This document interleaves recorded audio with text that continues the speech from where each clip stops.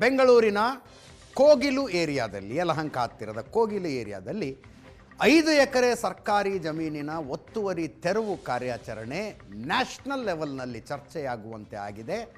2 ಕಾರಣಗಳನ್ನು ಪ್ರಶಾಂತ್ ನಾಥ್ ವಿವರಿಸ್ತಾ ಇದ್ದರು. ಒಂದು, ಕೇರಳದ ಚುನಾವಣೆ ಮತ್ತು ಒತ್ತುವರಿ ಮಾಡಿಕೊಂಡಿದ್ದವರು ಮುಸ್ಲಿಮರು ಅನ್ನುವ ಕಾರಣಕ್ಕೆ. ಮಾರುತೇಶ್ ನಮ್ಮ ಜೊತೆಗೆ ನೇರ ಸಂಪರ್ಕದಲ್ಲಿದ್ದಾರೆ. ಮಾರುತೇಶ್, ಈ ಒತ್ತುವರಿ ತೆರವು ಕಾರ್ಯಾಚರಣೆ ಕೇರಳದ ರಾಜಕೀಯದ ಮೇಲೂ ಪರಿಣಾಮ ಬೀರಬಹುದು ಅನ್ನುವ ಅಂದಾಜು ಸಿಕ್ಕಿದ್ದರಿಂದಾಗಿ ಏನು ತಿಪ್ಪೆ ಸಾರಿಸಬೇಕಾಗಿದೆ, ಈಗ ಎಲ್ಲ ಸರಿ ಮಾಡಬೇಕಾಗಿದೆ, ಅವ್ರಿಗೆಲ್ಲ ಒಂದು ಕಡೆ ಪುನರ್ವಸತಿಯನ್ನು ಮಾನವೀಯತೆ ಆಧಾರದ ಮೇಲೆ ಕಲ್ಪಿಸಿಕೊಡ್ತೀವಿ ಅಂತ. ಕೇರಳದ ವೋಟ್ ಬ್ಯಾಂಕ್ ಮೇಲೆ ಪರಿಣಾಮ ಆಗುತ್ತೆ ರೀ, ಕರ್ನಾಟಕದ ವೋಟ್ ಬ್ಯಾಂಕ್ ಮೇಲೆ ಇಂಥ ನಿರ್ಧಾರಗಳ ಪರಿಣಾಮ ಆಗೋದಿಲ್ಲ ಅಂತನಾ, ಅಥವಾ ಸದ್ಯಕ್ಕೆ ಇಲೆಕ್ಷನ್ ಎಲ್ಲ ಆಮೇಲೆ ನೋಡ್ಕೊಳ್ಳೋಣ ಅನ್ನೋ ಥರನಾ ಇದು? ಖಂಡಿತ ಈ ರಾಜಕಾರಣಿಗಳು ಜಾಸ್ತಿ ತಲೆ ಕೆಡಿಸ್ಕೊಳ್ಳೋದು 2 ಕಾರಣಗಳಿಗಾಗಿ, ಮತ್ತು ಅವರ ತಳಮಳಗಳು ಆತಂಕಗಳು ಶುರುವಾಗೋದು ಚುನಾವಣೆ ಇದ್ದಂಥ ಸಂದರ್ಭದಲ್ಲಿ ಮಾತ್ರ. ಚುನಾವಣೆ ಇರುವ ಕಾರಣಕ್ಕಾಗಿಯೇ ಇಷ್ಟೆಲ್ಲ ದೊಡ್ಡ ಮಟ್ಟದಲ್ಲಿ ಸುದ್ದಿಯೂ ಆಗ್ತಾ ಇದೆ. ಪಿಣರಾಯಿ ವಿಜಯನ್ ಟ್ವೀಟ್ ಕೂಡ ಮಾಡ್ತಿದ್ದಾರೆ, ವೇಣುಗೋಪಾಲ್ ಫೋನ್ ಕೂಡ ಮಾಡ್ತಿದ್ದಾರೆ. ತರಾತುರಿಯಲ್ಲಿ ತುರ್ತು ಸಭೆಯನ್ನು ಮುಖ್ಯಮಂತ್ರಿಗಳು ಇವತ್ತು ಕಾವೇರಿ ನಿವಾಸದಲ್ಲಿ ಕರೆದಿದ್ದಾರೆ. ಇನ್ನೇನು ಕೆಲವೇ ಕ್ಷಣಗಳ ಸಭೆ ಆರಂಭ ಆಗುತ್ತೆ. ಜಮೀರ್ ಬಂದಿದ್ದಾರೆ, DCM DK ಶಿವಕುಮಾರ್ ಕೂಡ ಬಂದಿದ್ದಾರೆ. ಅಂದರೆ ಇಷ್ಟೆಲ್ಲ ಆಕ್ಟಿವಿಟಿಗಳು ಆಗೋದಕ್ಕೆ ಕಾರಣ ಚುನಾವಣೆ ಇಲ್ಲದೇ ಇದ್ರೆ ಕೋಗಿಲು ಕ್ರಾಸ್ನಲ್ಲಿ ಆದಂತಹ ಅಕ್ರಮ ಒತ್ತುವರಿ ತೆರವು ಕಾರ್ಯಾಚರಣೆ ಒಂದು ಸಣ್ಣ ಏವಿ ರೀತಿ ಬ್ರೇಕಿಂಗ್ ಆಗ್ತಾ ಇತ್ತು, ಯಾರು ತಲೆ ಕೆಡಿಸ್ಕೊಳ್ತಾ ಇದೆ, ಸುದ್ದಿನ ಆಗ್ತಾ ಇರ್ಲಿಲ್ವೇನೋ ಕೆಲವು ಕಡೆ. ಯಾಕಂದ್ರೆ ಈ ತರದ ಸಾಕಷ್ಟು ಒತ್ತುವರಿ ತೆರವು ಕಾರ್ಯಾಚರಣೆಗಳು ಬೆಂಗಳೂರಿನಲ್ಲಿ ಸಾಕಷ್ಟು ನಡೆದಿದ್ದಾವೆ, ಕೆಲವೊಂದು ಸುದ್ದಿನೇ ಆಗಲಿಲ್ಲ. ಅಂದ್ರೆ ರಾಜಕಾರಣದಲ್ಲಿ ಇರ್ತಕ್ಕಂಥವ್ರಿಗೆ ಚುನಾವಣೆ ಮತ್ತು ವೋಟ್ ಬ್ಯಾಂಕ್ ಎಷ್ಟು ಇಂಪಾರ್ಟೆಂಟ್ ಅನ್ನುವಂಥದ್ದು ಇದೊಂದು ರೀತಿಯ ಒಂದು ಕೇಸ್ ಸ್ಟಡಿ ಮಾಡಬಹುದಾದಂತಹ ವಿಷಯ ಅಂತ ಕಾಣಿಸ್ತಾ ಇದೆ. ಕರ್ನಾಟಕದಲ್ಲಿ ಒತ್ತುವರಿ ತೆರವಾಗಿದ್ದು ಕೇರಳದ CM ಟ್ವೀಟ್ ಮಾಡುವ ಹಂತಕ್ಕೆ ಹೋಗುತ್ತೆ.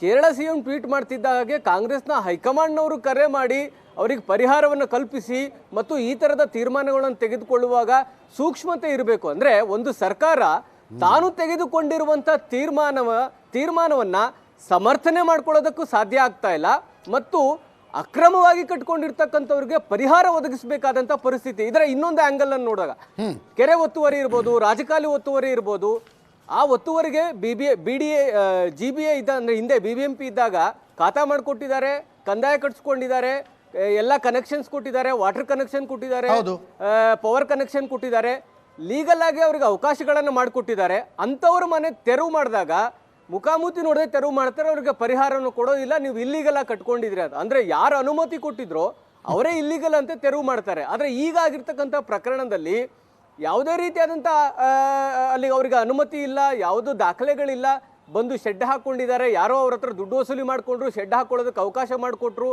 ಅವರೇ ನೀವು ಮುಂದೆ ನಿಂತು ಶೆಡ್ಗಳನ್ನು ಹಾಕಿಸ್ಕೊಟ್ರು. ಇಂಥವ್ರಿಗೆ ತೆರವು ಮಾಡಿದಾಗ ನೀವು ಮಾನವೀಯತೆಯ ಪ್ರಶ್ನೆಯನ್ನು ಎತ್ತುತ್ತೀರಿ. ನೀವೇ ಅವಕಾಶ ಕೊಟ್ಟಿದ್ದಂತಹ ಮನೆಗಳ ತೆರವು ಮಾಡುವಾಗ ಆ ಮನೆಗಳು ತೆರವು ಮಾಡೋ ಹೊತ್ತಿಗೆ ಅವರು ಟ್ಯಾಕ್ಸ್ ಕಟ್ಟಿರ್ತಾನೆ, ಎಲ್ಲ ಕಟ್ಟಿರ್ತಾನೆ, ಅವನಿಗೆ ಮಾನವೀಯತೆ ಅಪ್ಲೈ ಆಗೋದಿಲ್ಲ. ಕಾರಣ ಇಲ್ಲಿ ಚುನಾವಣೆ ಇದೆ, ಸಮುದಾಯ ಮುಸ್ಲಿಂ ಅನ್ನುವ ಕಾರಣಕ್ಕಾಗಿ ಸರ್ಕಾರ ಇಷ್ಟು ತಲೆ ಕೆಡಿಸ್ಕೊಂಡಿದೆ. ಕೇರಳದಲ್ಲೂ ಕೂಡ ಮುಸ್ಲಿಂ ಮತದಾರರು ಅತ್ಯಂತ ಪ್ರಮುಖವಾಗಿದ್ದಾರೆ ಅನ್ನುವ ಕಾರಣಕ್ಕಾಗಿ ಇಷ್ಟು ತಲೆ ಕೆಡಿಸ್ಕೊಂಡಿದ್ದಾರೆ. ಆ ಕಾರಣಕ್ಕಾಗಿ ಬೆಳವಣಿಗೆಗಳು ನಡೀತಾ ಇದೆ. ಇನ್ನೊಂದು ಕಡೆ KC ವೇಣುಗೋಪಾಲ್ ಕರ್ನಾಟಕದಲ್ಲಿ ಬಂದು ಮಂಗಳೂರಿನಲ್ಲಿ ಗುರುಗಾಂಧಿ ಸಂವಾದವನ್ನು ಮಾಡಿದ್ರು. ಯಾಕೆಂದ್ರೆ ಅಹಿಂದ ವೋಟ್ ಬ್ಯಾಂಕ್ ಕೂಡ ಕೇರಳದಲ್ಲಿ ಹತ್ತತ್ರ 28% ಅಹಿಂದ ವೋಟ್ ಬ್ಯಾಂಕ್ ಇದೆ.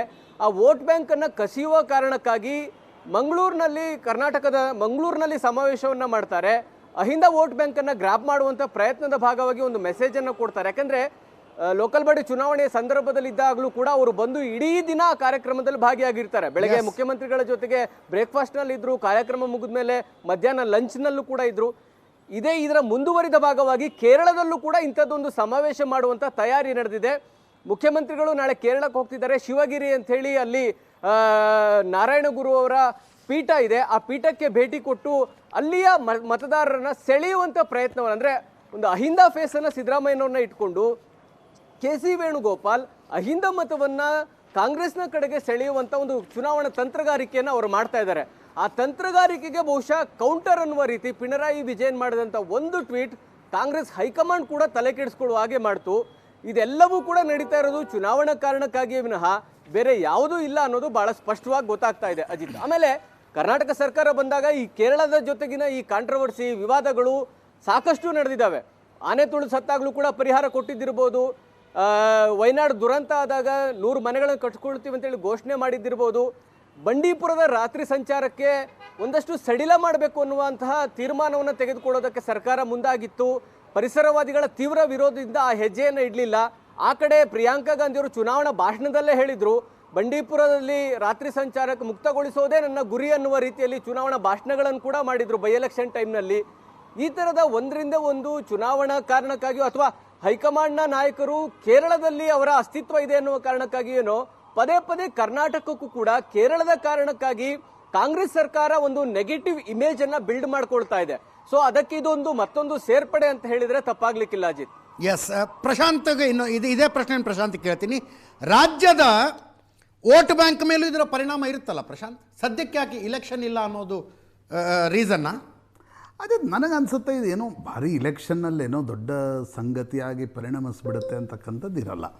ಆದರೆ ಒಂದು ಟಾಕಿಂಗ್ ಪಾಯಿಂಟನ್ನು ಕಾಂಗ್ರೆಸ್ನ ಪಿನರಾಯಿ ವಿಜಯನ್ ಕೇಳಿದ ಯಾವ ಅರ್ಥದಲ್ಲಿ? ಬಿ ಜೆ ಪಿ ಸರ್ಕಾರದಲ್ಲಿ ಇದೆಲ್ಲ ನಡೆಯುತ್ತೆ ಬುಲ್ಡೋಜರ್ ಅಂತಕ್ಕಂಥದ್ದು ನಾವೆಲ್ಲ ಸೇರಿ ಟೀಕೆ ಮಾಡ್ತಿದ್ವಿ. ಕರ್ನಾಟಕದ ಕಾಂಗ್ರೆಸ್ ಸರ್ಕಾರದಲ್ಲೂ ಇದು ನಡೆಯುತ್ತೆ ಅಂತಕ್ಕಂಥದ್ದು ಹೇಳಿದಾಗ ನಿಶ್ಚಿತವಾಗಿ ಟಾಕಿಂಗ್ ಪಾಯಿಂಟ್ ಆಗುತ್ತೆ. ಹೌದು, ಕೇರಳದ ಚುನಾವಣೆಯ ಮೇಲೆ ಏನೋ ಪರಿಣಾಮ ಬಿದ್ದು ಅದೊಂದು ಭಯಂಕರ ವಿಷಯ ಆಗುತ್ತೆ ಅಂತ ನನಗೆ ಅನಿಸಲ್ಲ. ಒಂದಿನ ಎರಡು ದಿನ ಈ ವಿಷಯ ಇತ್ತೀಚಿನ ದಿನಗಳಲ್ಲಿ ಹೆಂಗಾಗುತ್ತೆ, ಮಾಧ್ಯಮಗಳಲ್ಲಿ ಚರ್ಚೆ ಇರುತ್ತೆ, ಮುಂಬರುವ ದಿನಗಳಲ್ಲಿ ಇದೊಂದು ಟಾಕಿಂಗ್ ಪಾಯಿಂಟ್ ಆಗಿ ಉಳಿದುಕೊಳ್ಳುತ್ತೆ. ಆ ಕಾರಣದಿಂದ ನೋಡಿ, ಕೆ ಸಿ ವೇಣುಗೋಪಾಲ್ ಕೇರಳದ ಮುಖ್ಯಮಂತ್ರಿ ಆಗಬೇಕು ಅನ್ನುವ ಕನಸು ಕಾಣ್ತಾ ಇದ್ದಾರೆ. ನಮ್ಮ ರಾಜ್ಯದ ಒಬ್ಬರು ನಮ್ಮ ರಣದೀಪ್ ಸಿಂಗ್ ಸುರ್ಜೇವಾಲಾ ಅವರು ಹರಿಯಾಣ ಕಾಂಗ್ರೆಸ್ನ ಅಧ್ಯಕ್ಷರಾಗಬೇಕು ಅಂತ ಓಡಾಡ್ತಿದ್ದಾರೆ ರಾಹುಲ್ ಗಾಂಧಿ ಕಡೆ. ಹೌದು ಹೌದು. ಕೆ ಸಿ ವೇಣುಗೋಪಾಲ್ರಿಗೆ ಏನೂ ಇಲ್ಲದ ಈ ರಾಷ್ಟ್ರೀಯ ಸಂಘಟನಾ ಕಾರ್ಯದರ್ಶಿ ಪಟ್ಟ ತೆಗೆದುಕೊಂಡು ಏನು ಮಾಡಬೇಕು? ಕೇರಳದಲ್ಲಿ ಉಮನ್ ಚಾಂಡಿ ತೀರ್ಕೊಂಡ ಮೇಲೆ ಎ.ಕೆ. ಆಂಟನಿ ಕೂಡ ರಾಜಕೀಯ ಸಂಧ್ಯಾ ಕಾಲದಲ್ಲಿ ಅಂದರೆ ಅವ್ರು ಹೆಚ್ಚು ಕಡಿಮೆ ಆ್ಯಕ್ಟಿವ್ ಪಾಲಿಟಿಕ್ಸ್ನಲ್ಲಿ ಇಲ್ಲದೆ ಇರುವಾಗ ನಾನು ಯಾಕೆ ಮುಖ್ಯಮಂತ್ರಿ ಆಗಬಾರ್ದು ಅನ್ನೋದು ಕೆ ಸಿ ವೇಣುಗೋಪಾಲ್ ಚಿಂತೆ. ಆ ಕಾರಣದಿಂದ ವೇಣುಗೋಪಾಲ್ ಅಷ್ಟು ಸೆನ್ಸಿಟಿವಿಟಿ ಇದೆ ಅವ್ರಿಗೆ. ಪಿನರಾಯಿ ವಿಜಯನ್ ಟ್ವೀಟ್ ಮಾಡಿದ ತಕ್ಷಣ ಕೇರಳದಲ್ಲಿ ಇದಕ್ಕೆ ಉತ್ತರವನ್ನು ಕೊಡಬೇಕು. ಕೇರಳದಲ್ಲಿ ಮತ್ತು ಇಂಥ ಸಣ್ಣ ಸಣ್ಣ ವಿಷಯಗಳು ದಿನಗಟ್ಟಲೆ ಪೂರ್ತಿ ಚರ್ಚೆ ಆಗ್ತವೆ. ಹೌದು, ಮುಸ್ಲಿಂ ವಿಷಯಗಳು, ಕಾಂಗ್ರೆಸ್ ಮತ್ತು CPMನ ಪರಸ್ಪರ ಪೈಪೋಟಿಯ ರಾಜಕಾರಣದ ವಿಷಯಗಳು ಭಯಂಕರ ಚರ್ಚೆಯಲ್ಲಿರ್ತವೆ. ಆ ಕಾರಣಕ್ಕೋಸ್ಕರ ವೇಣುಗೋಪಾಲ್ ಅಷ್ಟು ಸೆನ್ಸಿಟಿವಿಟಿಯನ್ನು ತೋರಿಸ್ತಿದ್ದಾರೆ. ಯಾಕಂದರೆ ಮುಸ್ಲಿಂ ಮತಗಳ ಮೇಲೆ ಪ್ರಭುತ್ವ ಜಾಸ್ತಿ ಕಾಂಗ್ರೆಸ್ದಿದೆ. ಅದನ್ನೇ ಪಿನರಾಯಿ ವಿಜಯನ್ ಪ್ರಶ್ನೆ ಮಾಡಿದಾಗ ನನಗನ್ಸಲ್ಲ ಅಜಿತ್ ಇದೇ ವಿಷಯದ ಮೇಲೆ ಏನೋ ಕೇರಳದ ಚುನಾವಣೆ ನಡೆಯುತ್ತೆ ಅಂತ ನನಗೆ ಅನ್ಸಲ್ಲ. ಓಕೆ. ಆದರೆ ಒಂದು 2-3 ದಿನಗಳ ಕಾಲ ಚರ್ಚೆಯಲ್ಲಿದ್ದಾಗ ಕಾಂಗ್ರೆಸ್ ಮತ್ತು AICC ಇಬ್ಬರೂ ಕೂಡ ಬ್ಯಾಕ್ಫುಟ್ನಲ್ಲಿದ್ದಾರೆ. ಹೌದು. ಆ ಕಾರಣದಿಂದ ನಮ್ಮ ಮುಖ್ಯಮಂತ್ರಿಗಳು ಮತ್ತು ಉಪಮುಖ್ಯಮಂತ್ರಿಗಳು ಜಮೀರ್ ಅಹ್ಮದ್ ಖಾನ್ ಇವರೆಲ್ಲರೂ ಕೂಡ ತಳಮಳದಲ್ಲಿದ್ದಾರೆ. ಆ ತಳಮಳ ಅರ್ಥ ಆಗತ್ತೆ. Yes S.